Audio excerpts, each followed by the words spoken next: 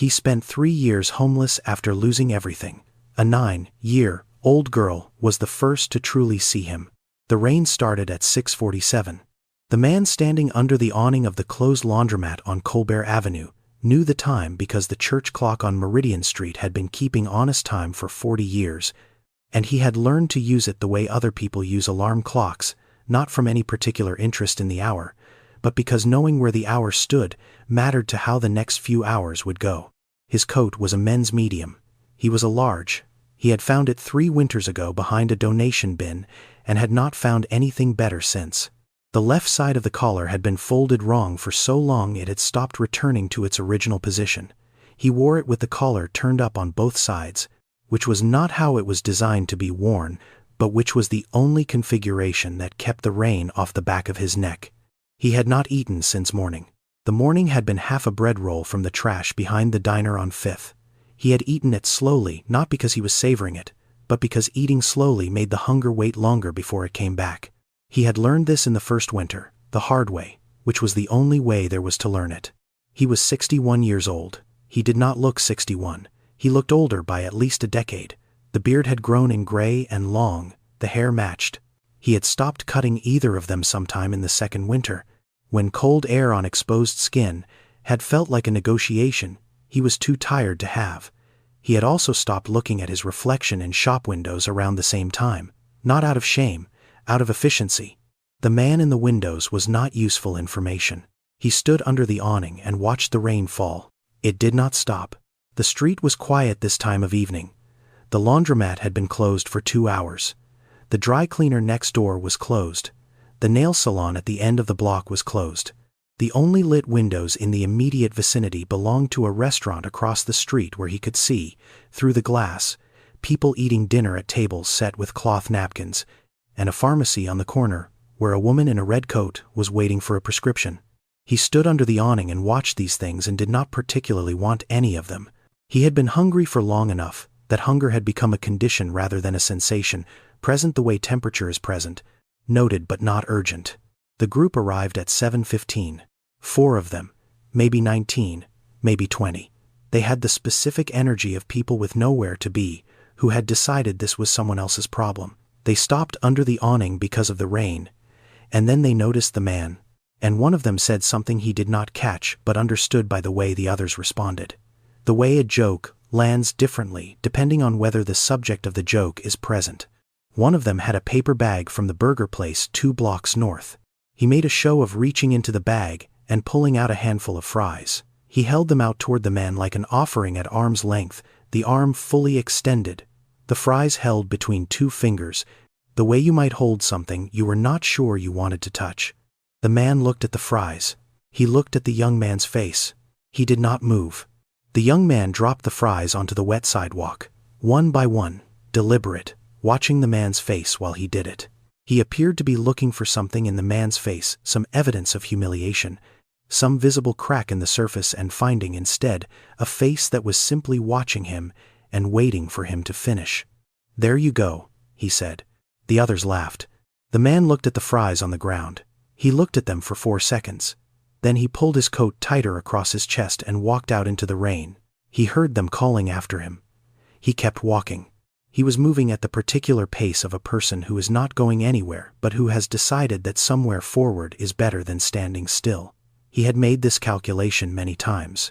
It was one of the calculations that had kept him alive in the first winter, which was the hardest, before he had learned the network which shelters had space on which nights, which churches left their side doors unlocked, which restaurant employees would leave food by the back door at 11 when the kitchen closed. He had made it half a block when the footsteps came behind him. Hey! It was the one with the bag. He jogged to catch up, then fell into step beside the man, studying his face with the interest of someone who has not gotten the reaction they were looking for and has decided to try a different approach. $100. I'm serious. Go back and pick those up. The man stopped walking. He stood in the rain. He did not move for what he estimated later was 20 seconds. He was not deciding. The decision was made very quickly, in the first 2 seconds. The remaining 18 seconds were for something else, something he did not have a name for, but which felt like the pause before a door closes. $100 was 4 nights in the shelter, when the shelter had space. It was a pair of boots that fit his current boots let in water through the left seam, which he managed with a piece of plastic bag he changed out every morning, but which meant his left foot was perpetually damp in a way that had medical implications he had been trying not to think about. It was the difference between this week and the week after being manageable. He turned around. He walked back. He picked up the fries from the wet sidewalk. He ate them where he stood, in the rain, not looking at any of the young men while he did it. The fries were cold and salted and tasted of wet concrete, but they were food, and he ate them. The one with the bag looked less certain than he had 90 seconds ago. Something had happened that he had not entirely planned for, not the picking up, which he had expected, but the quality of stillness with which it was done. There was no theater to it. There was no visible shame. The man simply ate the fries with the focused attention of someone who is doing something because it needs to be done. He pulled a folded bill from his wallet and held it out. The man took it without a word. He walked away. Behind him, the laughter had changed register. It was quieter now, and a little uncertain, the way laughter gets when it lands somewhere it did not intend to land, and everyone present can feel the difference, but no one is going to name it. He did not usually go into places like this. There was a calculus to it. He had learned early the way people in stores with glass cases and warm light watched him when he entered. The way the air in a room shifted when someone did a rapid assessment of another person and arrived at a conclusion that made them uncomfortable. He had learned to do his business quickly in those places and to not require anything that took too long, because requiring things that took too long made everyone aware of the assessment they had made. But he had $100 in his coat pocket. And he was cold. And for the first time in 2 years he was technically a customer. He pushed the door open. The smell hit him first, butter and vanilla and something else, something warm and yeasty that he could not name but recognized from a life that belonged to a different person. He stood in the doorway for a moment, breathing it, letting the warm air settle around him before stepping fully inside. A bakery. Glass cases on 3 sides. Lit from within, displaying the remaining end-of-day inventory: a few loaves of bread, some pastries under wrapping, a small white cake with pink flowers, and a candle holder already set in the center. Warm light. A man behind the counter who was perhaps 55, broad-shouldered, with the patient stillness of someone who has been standing in this particular spot for a very long time and has made his peace with it. Then he heard the child. She was 9 years old. Dark eyes, alert and direct. A yellow barrette in her hair that had started the day at the center and migrated toward her left ear sometime around lunch. She was pointing at the small white cake in the case and explaining something to the man behind the counter about how her friend Kaya had a very similar cake at her party last month, and it had tasted like vanilla, and she hoped this one was also vanilla because almond extract, in her experience, was not something to be trusted without prior notice. The man behind the counter listened to this with complete attention, the way a person listens when they are not in a hurry and have decided that what the other person is saying matters to the record. He asked a clarifying question about the specifics of the previous cake. The girl answered it. The woman beside the girl was tall, tired around the eyes in the way that has nothing to do with the current hour and everything to do with the last several years. She was going through her wallet with the careful attention of someone doing arithmetic in their head, the specific kind of careful that comes from having done this particular arithmetic many times and knowing exactly what the answer is going to be before the counting is done. The number was not adding up. He had seen this before. He had seen it in diners and grocery stores and pharmacy counters and bus ticket windows. He had learned to recognize it, not the shortage itself, but the management of the shortage, the way a person arranges their face while managing it, the way they keep the counting private while the counting happens. The woman was very good at keeping it private. She was keeping it private from her daughter, who was still discussing the cake with the man behind the counter, and she was keeping it private from the man behind the counter, who had his attention on the daughter, and she was keeping it private from anyone else who might be in the bakery. He was the only one watching. He watched her count the bills. Once. Then again. He watched the count arrive at the same place the second time it arrived the first time. He watched her look at the cake. He watched her look at the girl. The girl had not noticed the math. She was still going. The man behind the counter was nodding. He stepped up to the counter. He took the folded bill from his coat pocket, the single bill that represented all the money he had earned by eating fries off a wet sidewalk, that was worth 4 nights in a shelter or a pair of boots that fit. He set it on the glass case without explanation beside the woman's open wallet. He said, "For the cake." He turned and walked out. He was back on the wet street before anyone said anything. He heard the door open behind him, heard the woman's voice, "Wait, sir," but he kept walking. The rain was still coming down. He had no umbrella and no hood and nowhere in particular to be, and he was hungry, and he had just given away the only money he had, and he did not stop walking. He did not look back. He stood under an overhang on a quiet block 3 streets away and thought about what he had just done. He could not explain it entirely. He had seen her hands going through that wallet, and something in him had moved before his mind caught up with it. He had not decided to give the money. He had already given it by the time he understood what he was doing. There was a word for this that his mother had used, instinct, but she had meant it as a compliment and he was not sure it applied here. Instinct implied a survival mechanism. He was not sure what this was. He had done it once before, or something like it, in a diner on East 14th Street, 16 months into his time on the streets, when he had $42 and had watched a woman across the diner try to signal quietly to a waitress that she was short on the check. He had left his table and paid the difference. He had not thought about it before doing it. He had thought about it a great deal afterward, trying to understand what the mechanism was. He had not arrived at an explanation then either. Stay with me. What happens next is the part that stays with you. Her name was Diane Elaine Moore, and she woke up at 5:15 every morning without an alarm. Her body had stopped needing one 3 years ago, somewhere around the time she realized that the hour between 5:15 and 6:30 was the only hour of the day that belonged entirely to her. Before Cora woke up, before the day started its accounting, before the bus schedule made the decisions. She was 34 years old. She had been a home health aide for 3 years, following a certification program that had taken 4 months and cost $800, and that she had chosen because it was the fastest path back into a clinical setting. She worked for an agency that placed her with clients in the Richmond and Sunset districts, charging the clients $40 an hour and paying her $18.25 of that, which was the standard arrangement and which she had not spent time resenting because resenting the arrangement was time she did not have. She made coffee first, the cheap kind, bought in bulk at the grocery store on Geary, because it was not the coffee that mattered, it was the ritual, the kettle heating, the 2 minutes of quiet while it heated.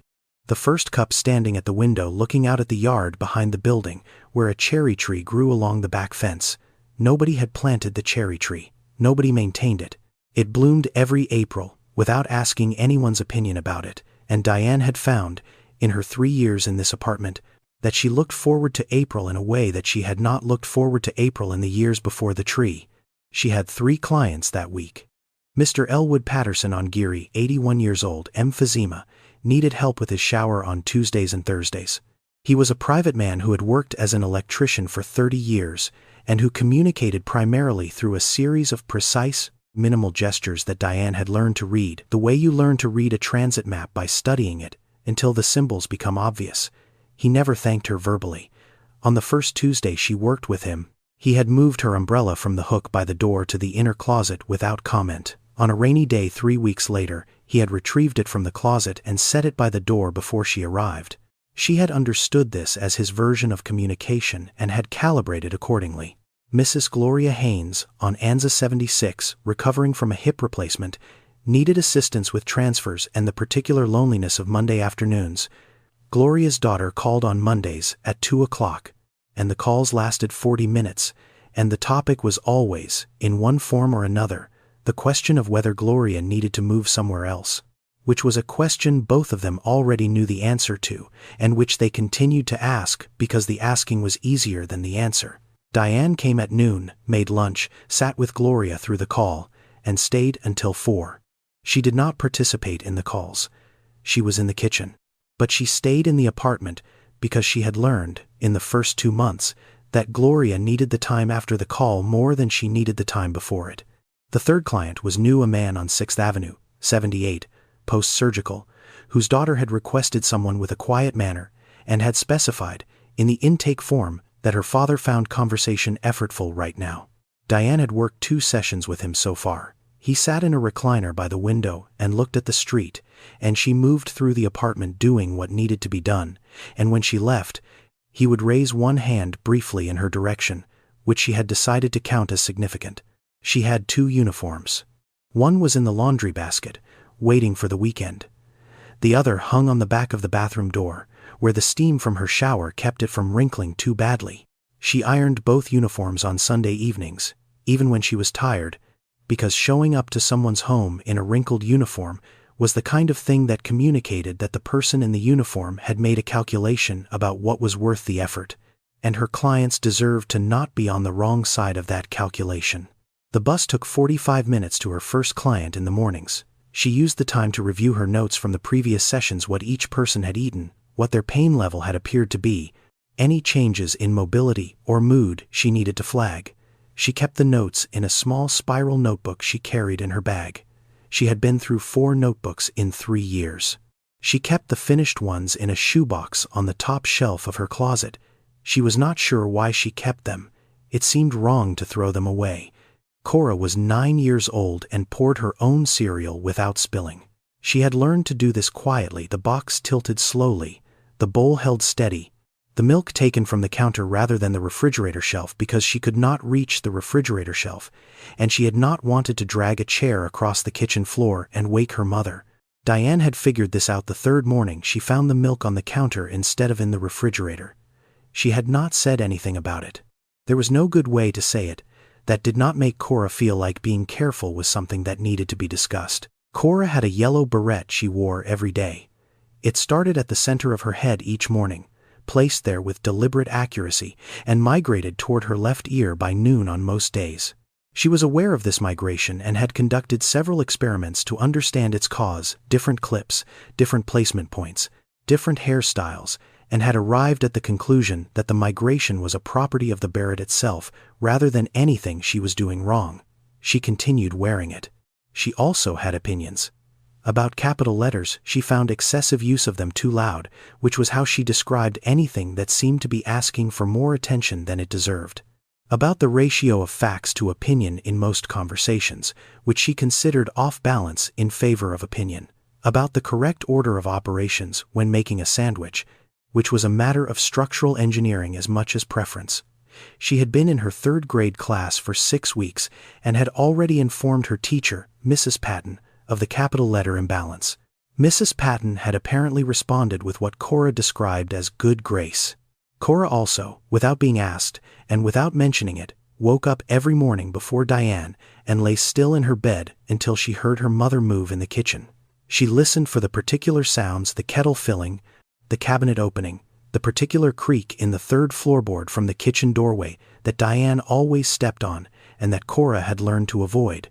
Only when she heard these sounds did she get up. Diane did not know this. Cora had not told her.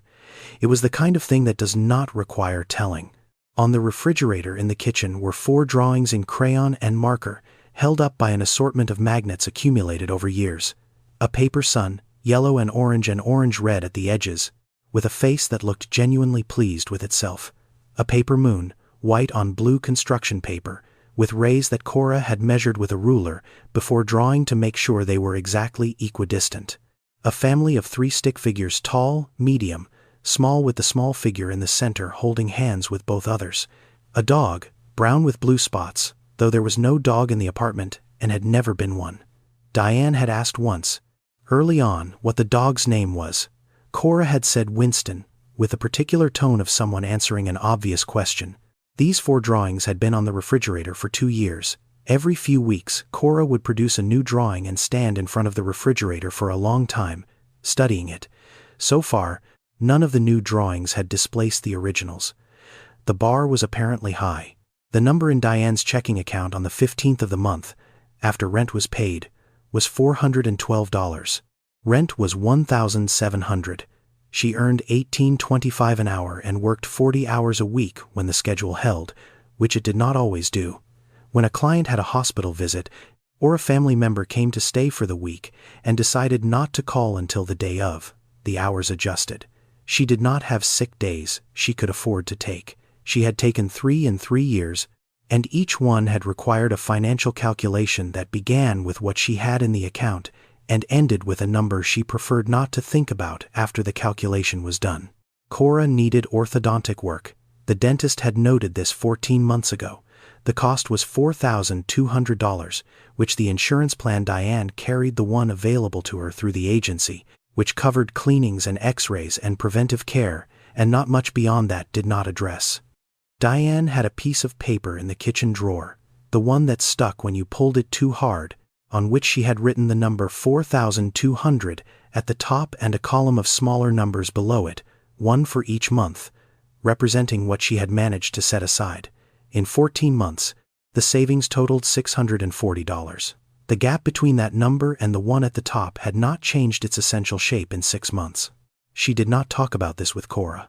Cora had never asked about her teeth. She had mentioned once, casually, that Mrs. Patton wore braces and that they were silver, and that she had been curious about whether they hurt, and Mrs. Patton had said they did sometimes, and Cora had filed this under things known. She had not connected it to anything else. The drawer stayed shut. When Diane was 8 years old, her mother stopped the car in the rain. They were coming back from the grocery store on a Tuesday evening in November, Diane in the back seat, surrounded by plastic bags, her mother driving, the radio low. The road was the residential stretch of Fillmore before it hits the commercial section, and it was the kind of dark that happens in cities when the streetlights are too far apart. There was a woman on the shoulder, older, white hair, standing without a coat, not waving, not raising her hand, just standing, the way a person stands when they are waiting for something specific and are willing to wait. Her mother pulled over. She rolled down the window. Cold air and rain came in. "Do you need help?" The woman shook her head. "My husband is coming." "Thank you." "All right," her mother said. She rolled up the window and pulled back onto the road. Diane asked why they stopped if the woman didn't need help. Her mother looked at her in the rearview mirror. She had the expression she used when she was deciding how to say something true in a way that was also useful. "Stopping is the important part," she said. "The rest is up to them." Diane had thought about this for years. She had turned it over from many angles and had not, exactly, resolved it. It remained a statement that she could understand without being able to fully explain it. But she had also, in the years since, always stopped. Not every time it was convenient. Sometimes, when it was not convenient at all. She did not think of this as virtue. She thought of it as a habit her mother had installed, the way you install a habit in a child, not through instruction but through demonstration, once, clearly, and then not mentioning it again. Diane had been in her second year of nursing school at City College clinical rotations, the part of the program she had been waiting for, the part where the work became real when her father had the stroke. He was 57. He was walking to his car in the parking lot of the hardware store where he worked when it happened. He was found 12 minutes later by a man loading lumber into a truck. This was in October, a Thursday afternoon. He did not die. But he could not manage stairs without assistance. He could not dress himself for the first 4 months. He needed someone in the house. There was no one else. Diane's mother had died 4 years earlier from a cancer that was found late and moved fast. She had no siblings. The math required no calculation. Someone had to be there, and she was the only someone. She withdrew from the program. She called her advisor on a Friday and explained, and her advisor said the words that advisors say in these situations, which were kind and true and also beside the point. She went home and she stayed there. She stayed for 2 years while her father relearned the basic architecture of his own body. He was patient and furious in equal measure, patient with his limitations, furious with his dependence on her, furious in the specific way of a man who had worked with his hands for 30 years and now needed help turning a door handle. She had expected the fury. What she had not expected was how much she would learn. She learned wound care. She learned medication management, what interacted with what to watch for, how to read the signals of a body adjusting to pharmaceutical intervention. She learned how to transfer a person from a chair to a bed without injuring either of them. She learned which questions to ask the doctors who came and went, which ones would give her real answers and which ones were managing her as much as they were managing her father. By the time her father was well enough to live on his own again, she had Cora. Cora's father had been gone since before Cora was born, which was a different story and one Diane had told herself enough times that it no longer required narrating, and she did not have tuition money, and City College's nursing program had changed its structure in the 2 years she had been away. She enrolled in the home health aide certification instead. It was 4 months. It put her in a clinical setting. It was the closest available path. She had not gone back for the nursing degree. She had thought about it many times. She had looked at programs, at costs, at schedules. She had made columns of numbers that never quite worked. She was not waiting for the columns to work. She was waiting for Cora to be older. These were the same thing, and she knew it, and she was working with it rather than against it. The bus stop on Sacramento Street was 2 blocks from their building. The 6:52 arrived at 6:52 on 3 mornings out of 5. When it was late, she stood on the corner and looked at her watch and calculated. She had become very good at calculating the transit calculations, the financial calculations, the caloric calculations, the energy calculations, the ones that governed which things could be deferred and which could not. She had been making these calculations for 3 years and had not been late to a client's home once. This was the thing she knew how to do. She could hold many numbers in her head at once and find the arrangement that worked. She could not always close the gap, but she had not been late once. Cora came through the front door at 3:32 on a Thursday afternoon, 3 weeks after the bakery. She set her backpack down at the door, fed Winston's imaginary bowl in the kitchen corner, and began her homework at the table. She was working on multiplication 2-digit by 2-digit, which she found under-ambitious for the effort required, but approached with the conscientiousness she brought to everything she found under-ambitious. At 4:45, Diane came home. She took off her shoes at the door, washed her hands at the kitchen sink, the way she always did before touching anything in the apartment, a habit from 3 years of clinical work that she was no longer able to turn off, and looked at what Cora was doing. Cora showed her the multiplication homework. Diane checked 3 problems, confirmed they were correct, and went to start dinner. At 5:15 the following morning, standing at the window with her coffee, looking at the cherry tree in the early dark, Diane thought about the man from the bakery. She had tried to return the money. She had gone through the glass door while Cora was still talking to Raymond Park, and she had looked up and down the wet street, and he was already gone. Raymond had told her only that the man came in from time to time, not regularly, not on a schedule, just from time to time. She had accepted this as the complete picture it was. She had thought about his hands when he set the money down, the way they had been careful, the particular quality of care that comes from someone who has thought about what the action costs and has decided the cost is acceptable, not the carelessness of someone with excess, something different. She knew that quality. She made decisions with that quality every month, in the kitchen drawer, in the column of smaller numbers below the large one. His name was Walter James Briggs, and he had been living on the streets of San Francisco for 2 years and 9 months when the rain started on Colbert Avenue. He had a company once, Briggs Meridian Group Logistics and Distribution, specializing in medical equipment for rural and underserved hospitals in the Midwest and Southeast. He had built it from nothing over 21 years, starting with a used cargo van and a single contract to move surgical supplies between 3 hospitals in central Ohio. He had expanded methodically, without drama, without the particular fever that takes some founders and convinces them that size is the same as success. He had expanded because the need was there and he knew how to meet it, and he believed or had believed that building something solid was worth building. He had been a careful man. He had kept his word. He had treated the people who worked for him with what he considered basic dignity, which included knowing their names and paying fair wages and not asking people to do things he would not have done himself. He had not always been in the building. The company grew past the point where he could be, but he had tried to know what was happening inside it. He had also, in the 21 years of building it, missed Simone's school play 4 times. He had attended the 5th one, which was in the spring before November, and he had sat in the 3rd row and watched his daughter be a tree in a play about the seasons, and he had thought, "This is easy, I can do this." He had been on a conference call with a distribution partner in Portland when Simone called to tell him she had made the honor roll. He had told her he was proud and he would call her back. He had called her back the following morning. He had not thought of these things, at the time, as the accumulation they were. He had thought of them as trade-offs, reasonable ones, the kind that would be made up for later, when the company was more stable, when there was more time, when the particular crisis of the particular week resolved into something manageable. There was always a particular crisis. He had not noticed, for many years, that this was not a coincidence. He understood it on a Tuesday afternoon in November, sitting in the hospital parking lot 2 days after Interstate 70. The rain in Ohio had been horizontal. A truck carrying siding materials had crossed the median. He did not remember the impact. His memory had simply deleted the recording, as though someone had judged it unnecessary to keep.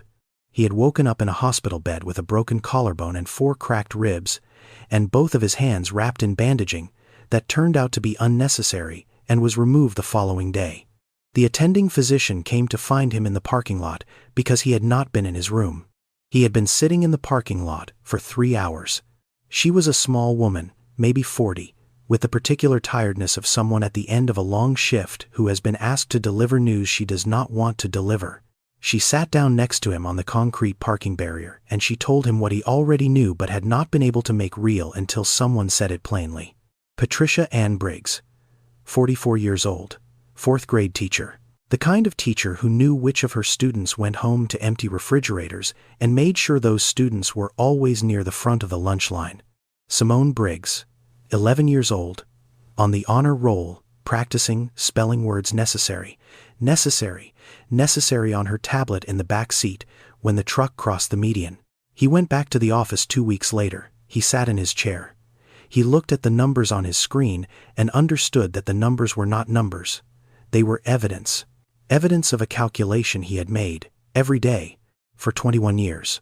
The calculation had seemed reasonable at the time. The evidence was what it was. He signed the transfer papers on a Friday in February. He walked out of the building on Meridian Street and did not go back. He walked until the city changed around him. He had enough money in accounts managed by people he had trusted to manage it to live comfortably for the rest of his life without working. He did not touch it, not out of principle, because accessing it would have required deciding that the future was something he was planning for, and he had not arrived at that decision.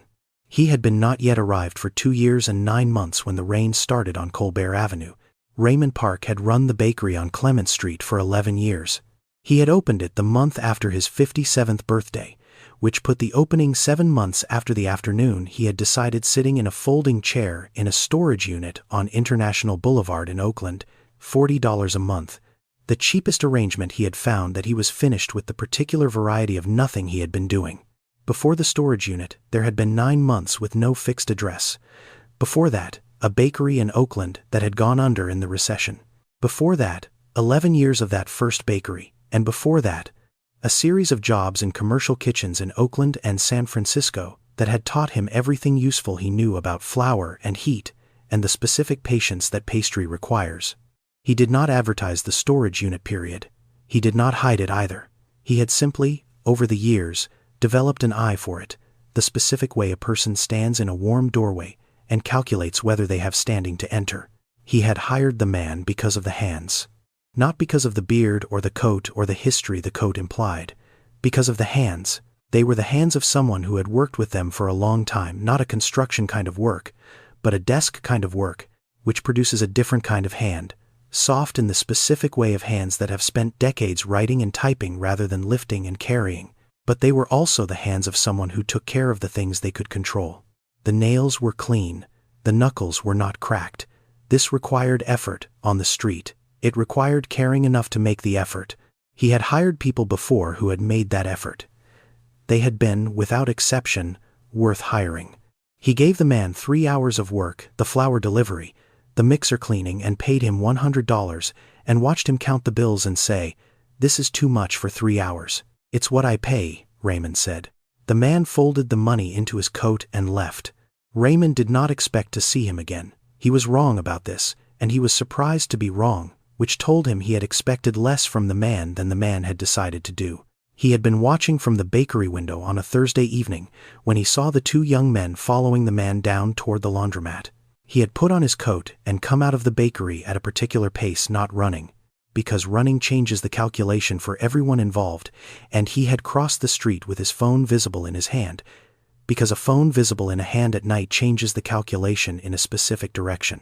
Garrett had looked at him for 2 seconds, then at the phone, then at the others, then they had left. Raymond had helped the man sit up against the chain-link fence and had handed him a paper cup of coffee he had brought from the bakery, because the walk across the street had taken long enough for him to think about whether to bring the coffee and decide that he should. He had sat down on the curb. He had waited until the police arrived, answered their questions, and walked home. He had not mentioned any of this to the man on Sacramento Street. The man already knew all of it. There was nothing useful to add. The rain came back 3 days after Raymond sat with him on the curb and waited. Walter was moving between his spots when it hit the fast kind that comes in from the bay without a long approach, 20 minutes from overcast to serious. He turned down a side street he did not usually take, looking for an overhang, and found a narrow porch 3 steps up on a residential block he did not know well. The house had lights on behind the curtains. He climbed the steps and stood under the overhang and watched the rain.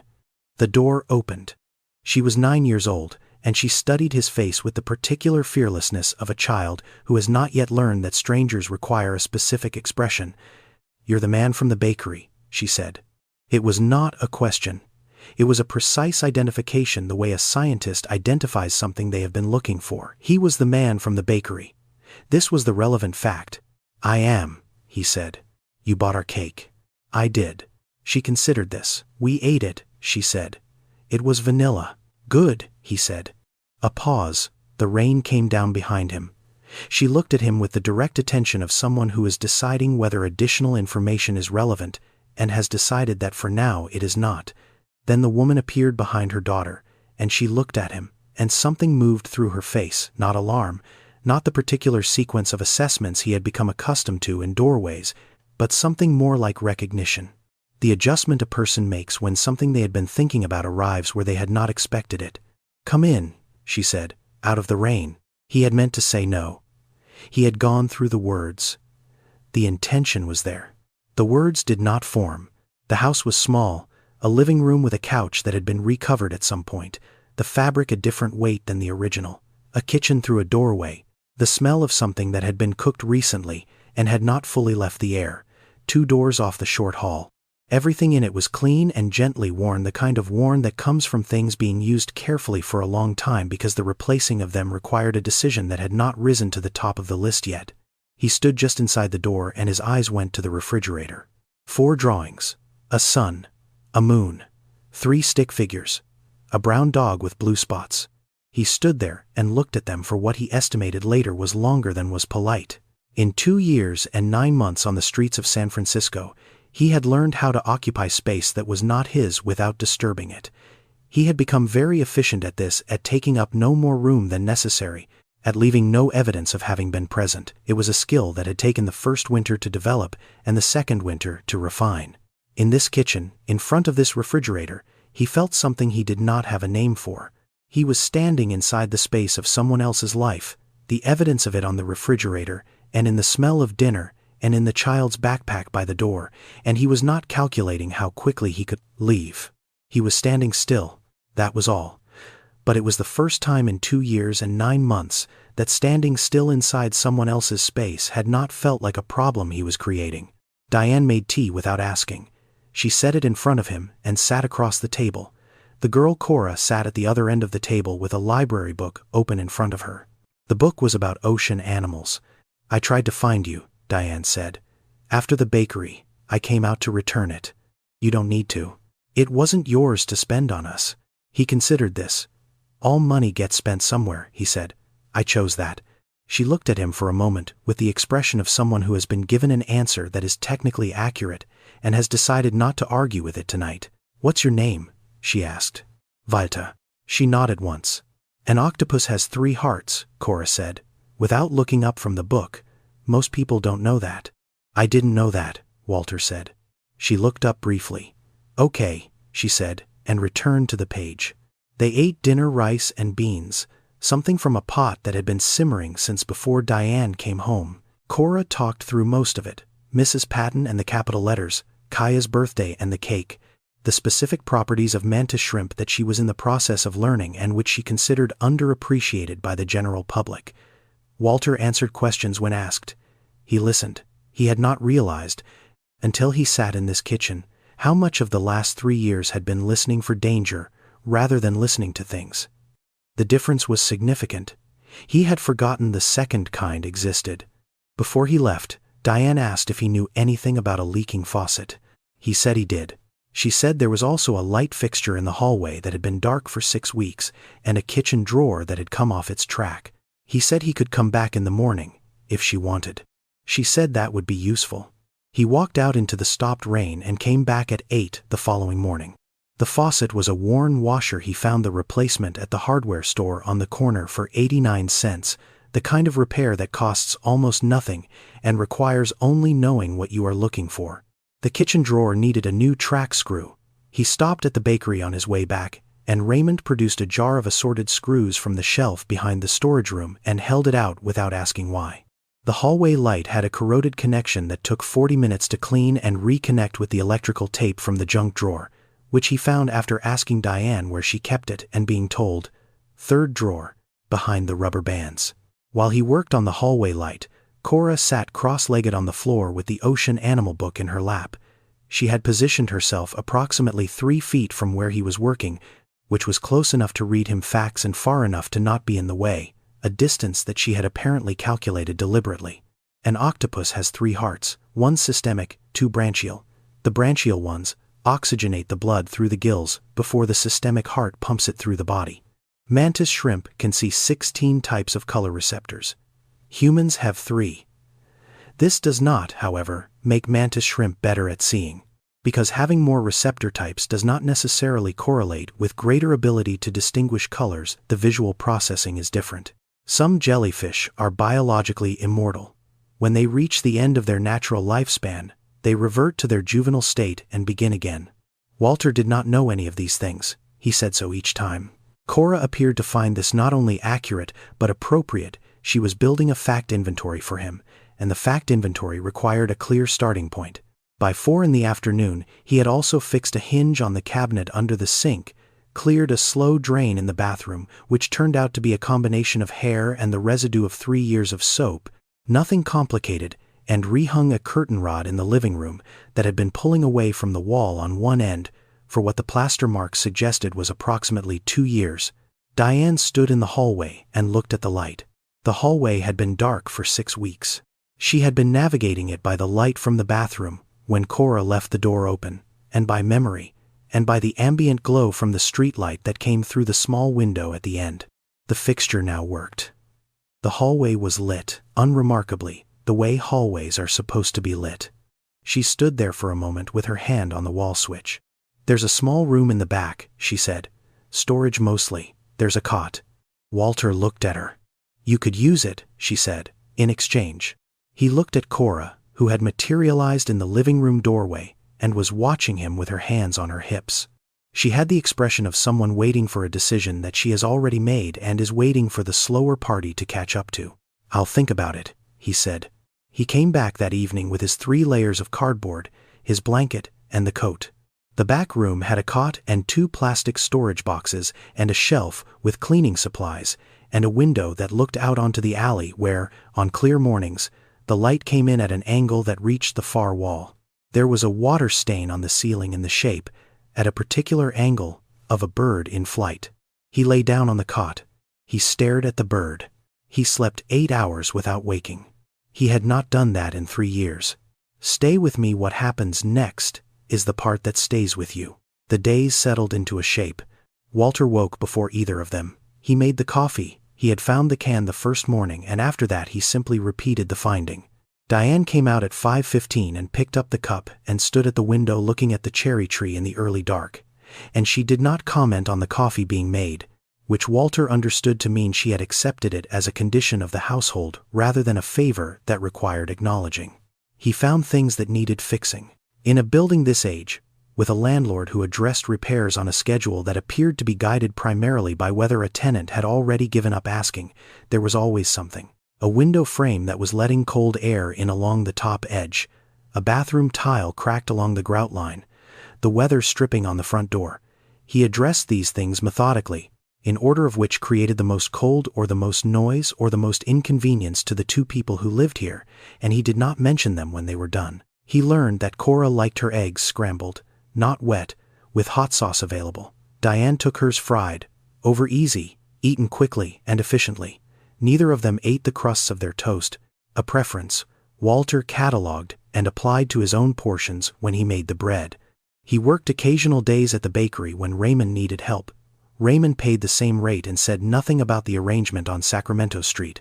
Walter put what he earned into the tin on the backroom shelf and used it for groceries, hardware, the small costs the apartment produced. He had stopped calculating his share separately from what the household needed. The distinction had stopped seeming relevant.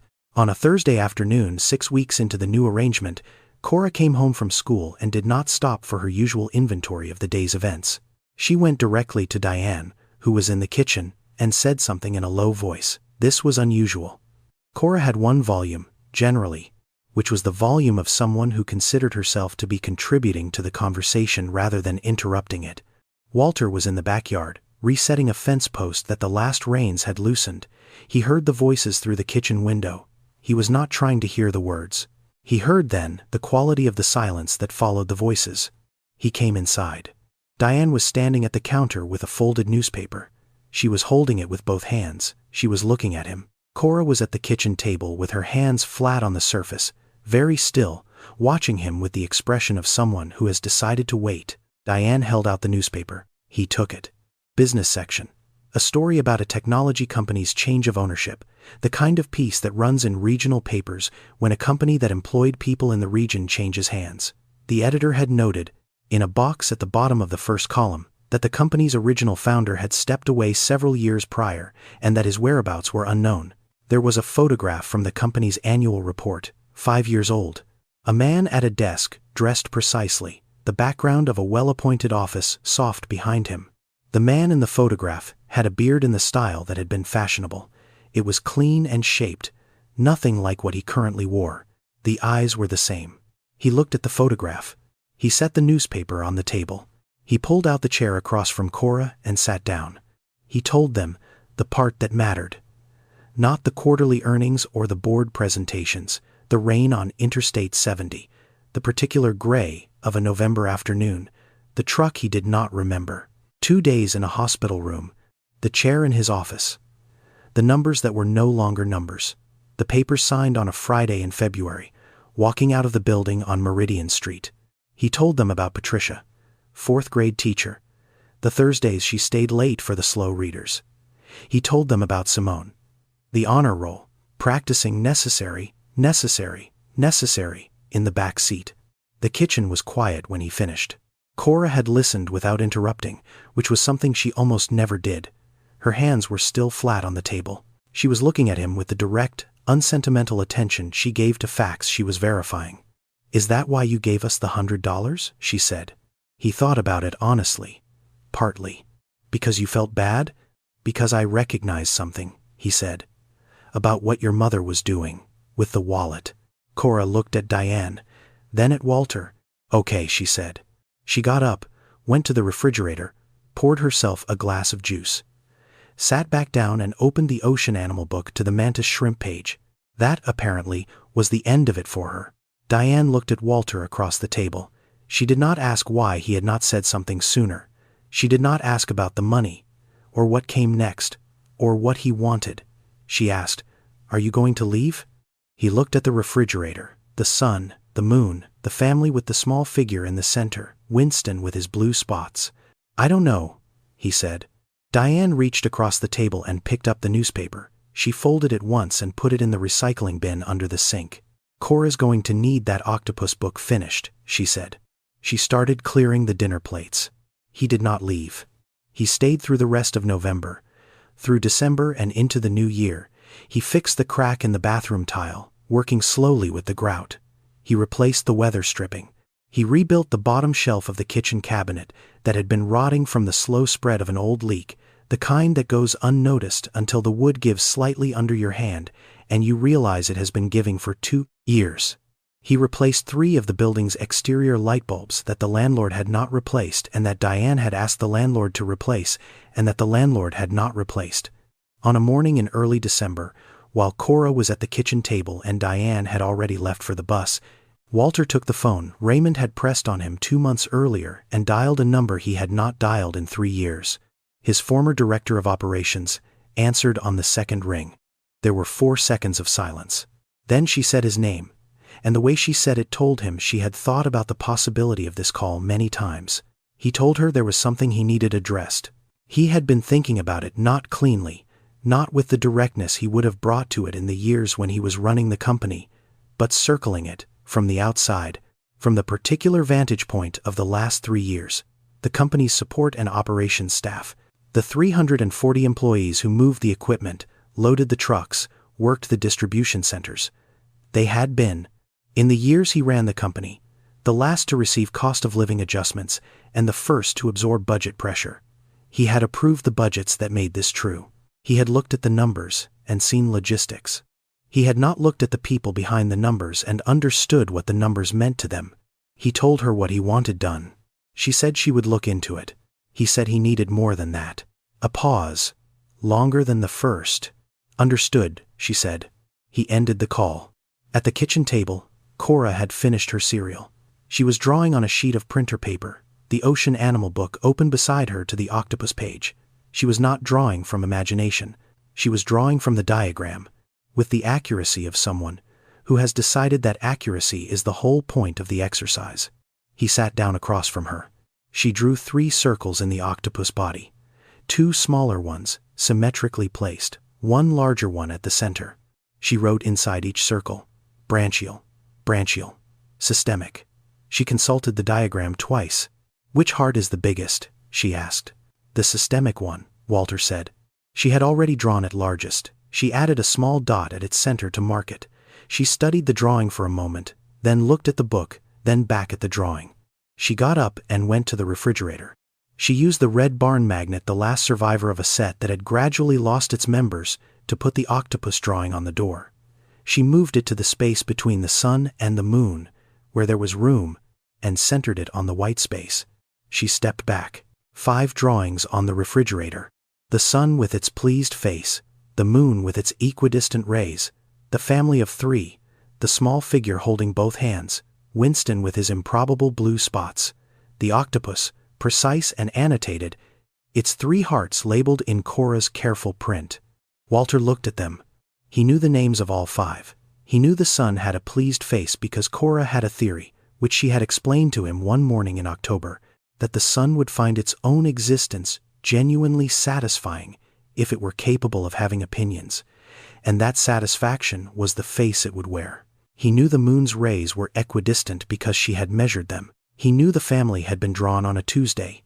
He knew Winston had blue spots because that was his natural coloring in the world, Cora maintained. He knew the octopus had 3 labeled hearts because she had decided this was information worth having, and she was the one in a position to provide it. He knew these things because he had been in the room when they were explained. He had been paying attention. He did not know exactly when paying attention had become the thing he did, had become the shape of a day, the coffee before the alarm, the repairs, the hallway light that worked, Cora on the floor reading facts to him from whatever room he happened to be working in. He did not know when the back room had stopped being a temporary arrangement and had started being the room at the end of the hall. He only knew that the octopus was on the refrigerator now, between the sun and the moon where there was room. Cora returned to the table. She opened the ocean animal book to the next section, jellyfish. She read in silence for a moment. Did you know, she said, that some jellyfish are biologically immortal? I didn't know that, Walter said. When they reach the end of their lifespan, they revert to their juvenile state. They start over. She looked at the page. It's called transdifferentiation. The cells change what kind of cells they are. Walter looked at the refrigerator. Okay, he said. He got up and poured the glass of orange juice he had noticed she had not had with her cereal, the kind she liked, without pulp, from the carton in the door of the refrigerator. He set it beside her on the table. She picked it up without looking away from the page. Thank you, Walter, she said. He went to get the coffee that had been sitting on the counter since before the phone call. He carried it to the window. Outside, the morning was clear. The first clear morning in 2 weeks. The cherry tree along the back fence caught the low angle of the early light and held it, the bare branches bright where the sun reached them, dark where it did not. A few of last season's dried leaves still attached at the tips, which would come off in the next wind or in the spring, whichever arrived first. He stood at the window and drank his coffee slowly. He had time.